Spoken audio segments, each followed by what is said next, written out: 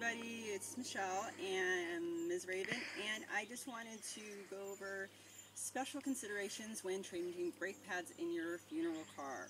So, I had a grinding sound all day yesterday, so I chewed up my rotors unfortunately, but we'll get to that. Anyhow, as other funeral car drivers know, the worst thing that could happen is to lose your brakes on your funeral car, because this is a very large vehicle. You do not want this escaping on you. And I've had other instances when I've lost my brakes, so now the minute I have a little brake problem, I get right on it. One thing I do before I do anything else is that I chalk my back tire, one of them right here, with a piece of wood, and then I proceed to go ahead and pop off my hubcaps on the front and loosen the lug nuts, so that way I don't have to have somebody stepping on the brake while I'm trying to loosen the lug nuts if it's in the air already. It's pretty simple with these hubcaps. All you got to do is pop it in there and twist. Just kind of go around. There we go. So it pops off. Okay, so now it's off of there. Just put that to the side so it doesn't get dented or anything. And then you go to loosen, just make sure you do a star pattern. So I start at the top, I'm going to do it down here, and go there. And you don't have to take them all the way off yet, you just are loosening them.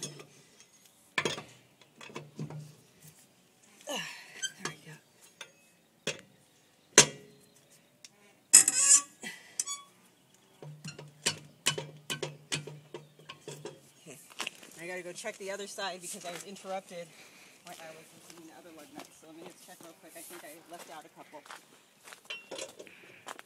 That one's loose. That one's loose. That one's not loose. Okay, and then doing this one. And doing this one. Okay. So, the next step is to jack up your giant car. So I have my floor jack here. I have two large jack stands. And with my floor jack, one thing I learned from research, when I first got my 69 Hearse, is that the windshield was cracked. And I noticed that a lot of windshields were cracked. And what I found out from doing some research is that this vehicle is so heavy, if you go to jack it up from the frame on the side, you go to take off the wheel that way, you're going to create stress because it's kind of teetering over, and that stress could cause a stress crack, which of course if it's a little crack, it's just going to keep growing until you have a crack all the way down the middle, and it's not easy to find a replacement windshield for these cars. So what I do is I jack up from the center, and that way the whole thing's coming up on the front. Here, you have to be really careful too when you get under here because you want to make sure that you're going from the front mount there, not mount, but right there. Because if you go any further back, you're going to hit your oil pan, and that's not good.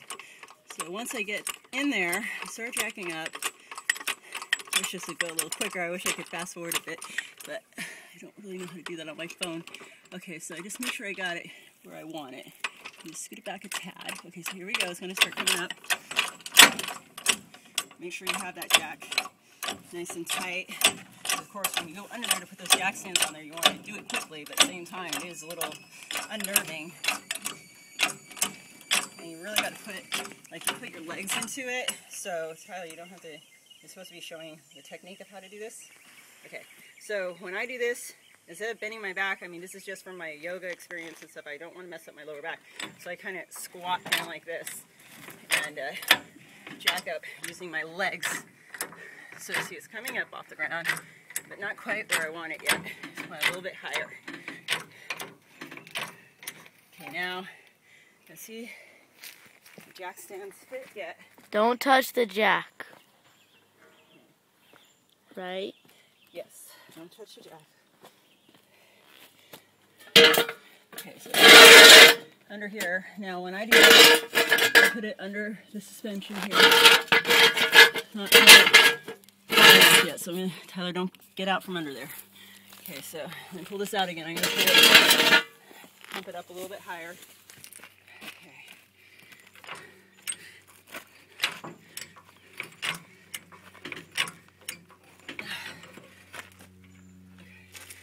Now let's try.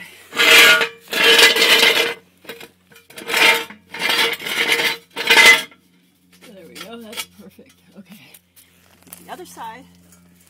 And then that way, when I lower the car down, it's kind of nice because I have both sides up equally, and then I don't have to worry about torquing my windshield, or, excuse me, cracking my windshield from the torsion, and I also, it's just, that way I can do both sides without having to reach out.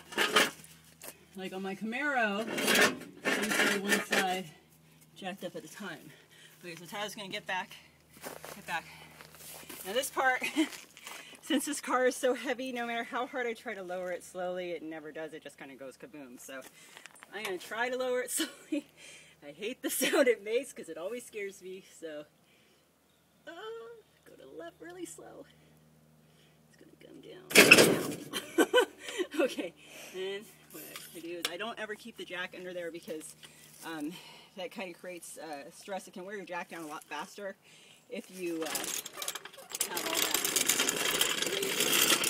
And it gets in the way. And also I pull it out of the way,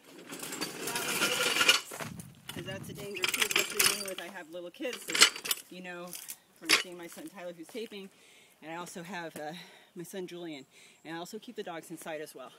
So, alright, so we're going to move on to part 2. This is part 1. Okay, thank you.